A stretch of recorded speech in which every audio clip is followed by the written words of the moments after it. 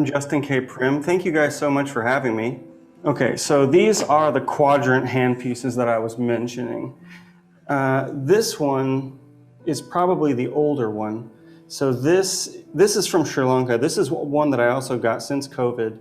And the cool thing about these is I don't know how old this one is, but the style of the actual design is really, really old. If I can show you this drawing, this is from 1609 in Prague. So this is the end of the Renaissance, the reign of Rudolph II. And I've been kind of obsessed with this machine style for a while. And I went to Prague a couple years back because I really wanted to know more about the machines and find more about the history. And so this one is the Czech version. This is what they're using now today in the Czech cutting industry to cut the Bohemian garnets. So they're holding it in the left hand, and they've got this index gear, this sort of like rapid fire index gear. So you've got 1, 2, 3, 4 gears for, let's say, your crown mains, your break facets, your star facets, and then maybe when you flip the stone over, you use 2 or 3 of these, or maybe you use that one for the other side. And so all you have to do, this one the spring's broken, so you can't quite see how it works, but this thing normally sits down, and then you can just go click, click, click, click, click, and every gear is a facet, so there's no counting. You just click it to the next one, click it to the next one, click it to the next one, and you're cutting all of your facets that way. So they can cut they're doing rose cuts and double rose cuts really, really fast.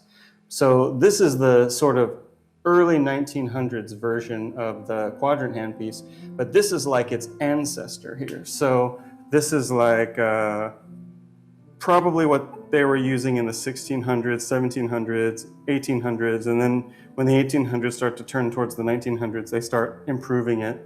But these are pretty much like direct relation family members, and I just really love these. This one's brass and it's extremely heavy.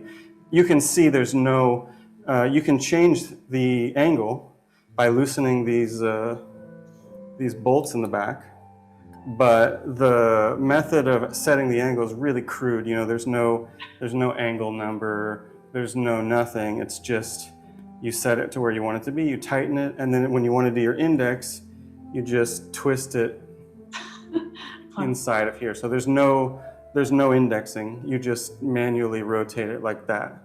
So this is the Burmese one, and then Thai one. So these ones are equally as crude as that old Sri Lankan one. So let's see here. This one on the left is from Burma. So this is what they're using today in Burma. This is made out of a buffalo horn. This part is a buffalo horn, which is one of the reasons why I really like this one. But again, the dop stick is just jammed in here, just comes out. And so when you want to change the angle, it's just stuck in here. It's not even attached. It's just jammed in here like a violin peg thing with pressure. So when you want to change your index, you just twist, and when you want to change your angle, you just turn that. And it doesn't ever get really tight, so you have to keep your finger on it all the time while you're cutting it. But that's not the only challenge, because if you've ever seen these Burmese ones, I don't think I have a picture of it in here, but the table that they use to cut on, it's really long, like probably 6 feet long, and there's a giant wheel underneath of it, and they have to pedal. Oh, I don't have a picture of the whole machine, but I do have a picture of the actual part where they're cutting. But I think this girl here is sitting at the end, and underneath of here is like, not really like bicycle pedals, but some pedals that would go left, right, and you have to keep turning your feet the entire time while you're cutting in order to be able to run the machine. This is the one that they still use in Bangkok today. It's really similar to this one. So when you want to change your angle, you just pull your dop back or pull your dop forward, and then it's just held together. It's 2 pieces of metal held together with this nut and bolt, and so they stick this little piece of paper in here wrapped around the dop so that they can twist. It keeps a lot of pressure on the dop, but it's not too tight to where they can't twist it. So when they want to change their index or whatever, they just rotate the stone like that. So super, super crude.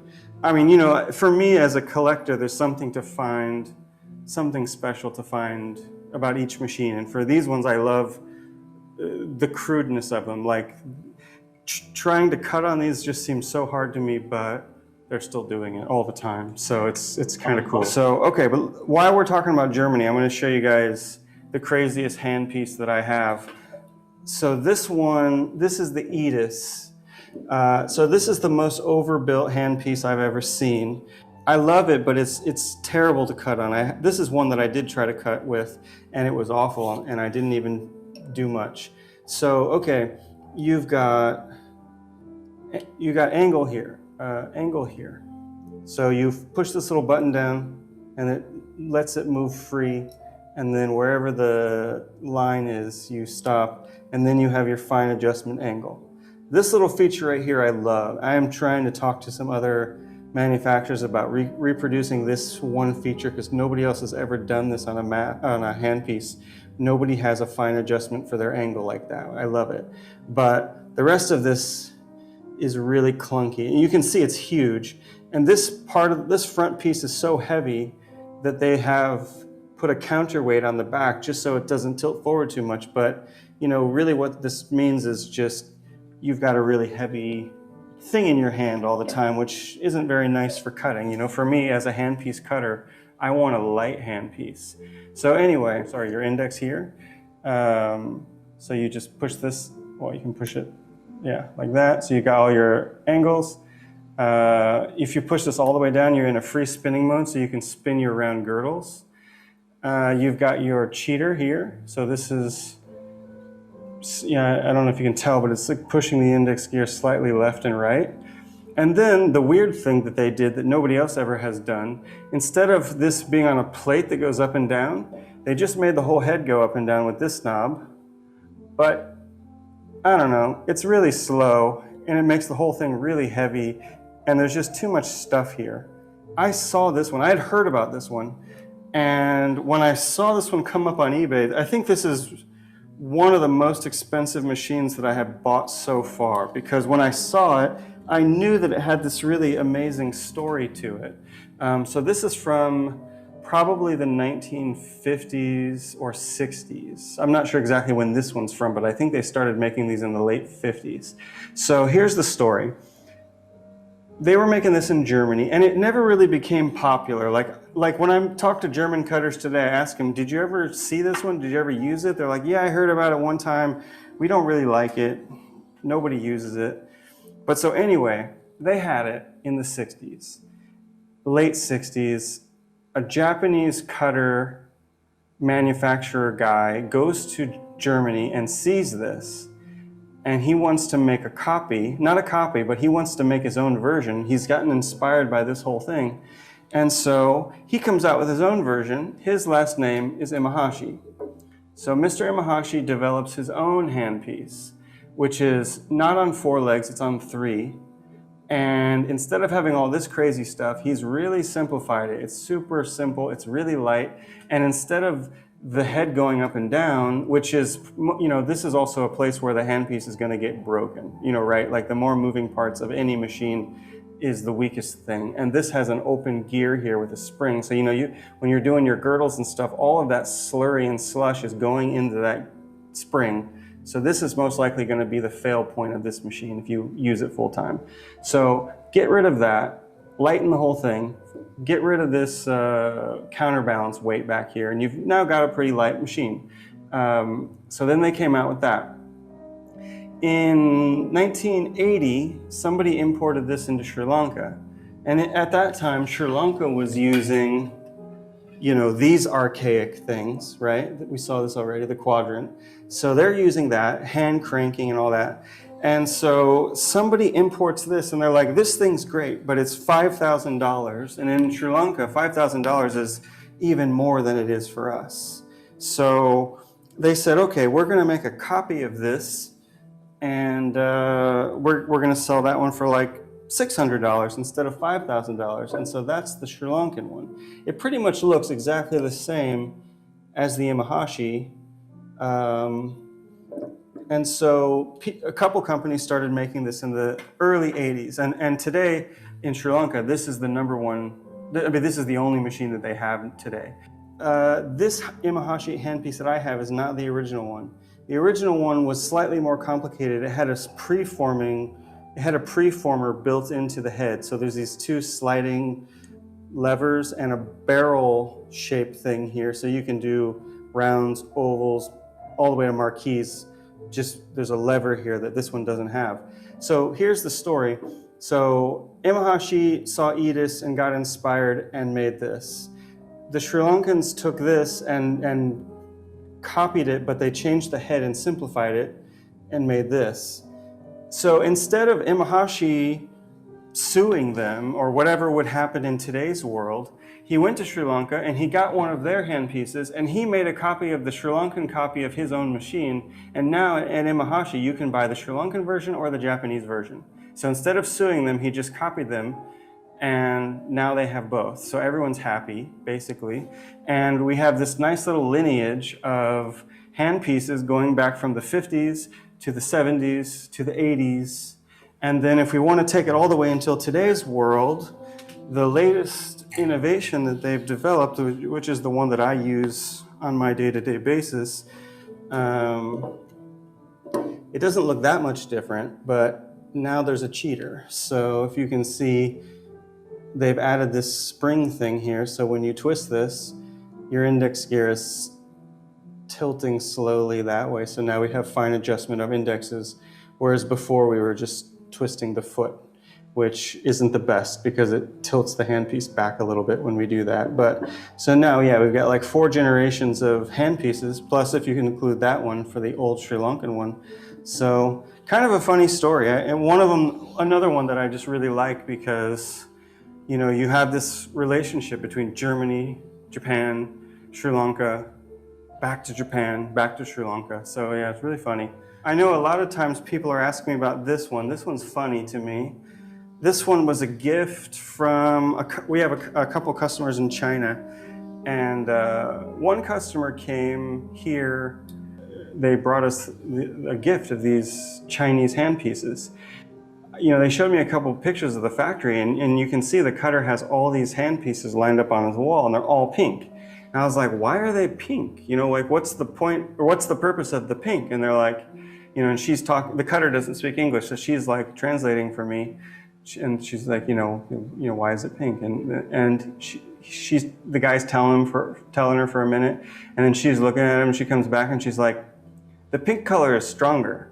And I was like, oh, okay, the pink plastic is stronger. I guess they had other colors of these, and the edges were wearing off. You know, because you can imagine. So this works a lot like the jam peg. You've got 8 sides, and then you can sort of micro adjust what the sides do by twisting this thing. So there's like an index inside of the index. And so when you see them cutting, they have a plate up here, and they're, you know, the plate's up here, and they're just flipping this thing over, flipping it. And after like a couple of years of this plastic, it starts getting rounded off. And if it gets too rounded off, the facets are starting to get crooked. So somehow they said the pink plastic, first of all, I don't know if it's true, but if it is true, then you have to wonder what would be in pink pigment that would strengthen the plastic a little bit over some other color that they would have. I don't know. But I thought this was just really funny, partially because it's hot pink and partially because it's stronger. The interesting thing of this one, this is also kind of like that copy of the Lee machine that they're using in Korea. This is also a copy of an American machine that I just got. This is the O'Brien. This is from the 1950s. This is another really pretty early American style of machine, but it's the exact same thing. Eight sides on the disc, and then when you push this thing, push it in, you can twist, and you can see there's like a sort of a sub-index system in there, so you can, you know, if you're on maybe on your stars, you're halfway between this one and this one, or whatever, this one and this one. I'm not exactly sure how the indexing works because I just got this one and I've never tried to use it. when you look back at the old lapidary journals and stuff, O'Brien was in he was advertising for a long time, like 20 years. So in Switzerland, they're cutting Melie type stones for watches. So if you've ever seen, like a super high-end Rolex or a Hublot that has, basically like the watch face with a bunch of diamonds or a bunch of emeralds or something in a circle around there. That's what they're doing in Switzerland. And so this is the Swiss handpiece. This is a really old one, but they still pretty much look like this. But so instead of the well, I can show you what it looks like. I've got a little mini version down here. So this is what I call my baby bunter. The machine's called a bunter. And so instead of being on a flat horizontal lap the way that we're used to, they're on a vertical system. So there's the cutting lap, there's the polishing lap. These are like micro versions. The one that my wife has here, I can show you, it's a lot bigger. So hers, I don't know if you can tell, but it's a lot bigger, and the whole machine is a lot bigger. This is and this one has no motor, so it needs to run off an external motor. But so, okay, anyway, the way this works is the handpiece goes on the rail, and then you can sweep like this, and then your angle happens down here. So as you turn this thing, you're cutting your girdle, you're cutting your table, you're cutting all of your facets in between, and then you can lock it. You've got your index here. So as you turn, you've got your index, and then you let it go, and there's that. This is an old one, so there's no fine adjustment for the index, but the newer ones have a fine adjustment for the index here, and they've got a fine adjustment for the angle here that will just push on a gear. And then so your stone's going to go here. So this is the dop. Super, super tiny dop, because they're usually cutting 2 mm or 3 mm stones, so they're keeping everything very small. And so yeah, they do their cutting, and then they can just jump over and do the polishing without changing anything, without having to take the laps off or anything. So this is a really industrial kind of faceting machine where, it's set up for mass production, really fast factory kind of work. So, okay, well, thank you guys. Thank you. And we're going to come Thank see you. you next year. Sure. So, well, Okay. thanks for having me. You guys stay All right. safe, stay healthy, and I'll see you next too. year. Okay. Thank you. Bye. Justin. Thank you.